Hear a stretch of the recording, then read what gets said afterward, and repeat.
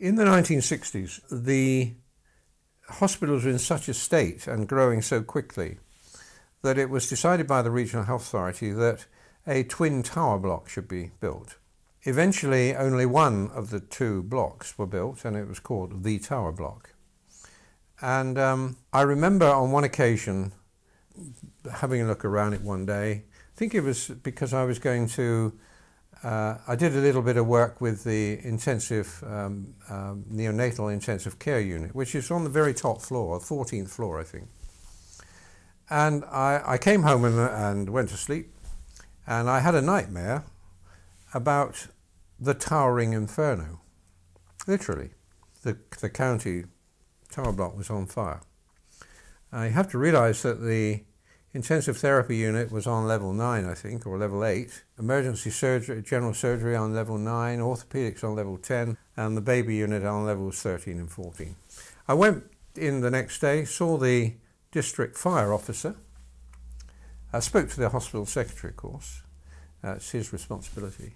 And we agreed that we would both speak to the district fire officer. His name was Ron Bentley. Sadly, he's no longer alive.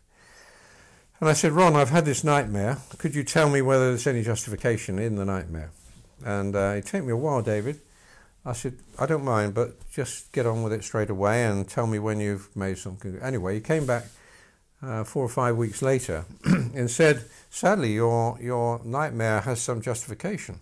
And what are we going to do about it? What had happened was that there's been an incinerator installed in the basement, which was well contained, but had it exploded for some reason, there was some gas bottle there, it would have caught fire to that basement, and there were so many holes which had been drilled up through various ceilings that it would have been drafted up through the building, and if not fire, certainly smoke would have been a significant.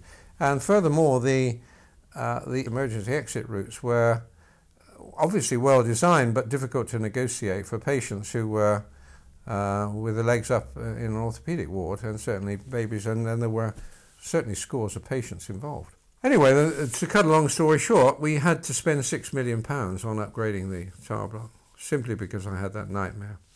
But you have to act on these things, don't you? If I'd have done nothing and it had happened, I'd have never forgiven myself. So it's as a result of the occasional visits to the hospital that those sort of things happen, really.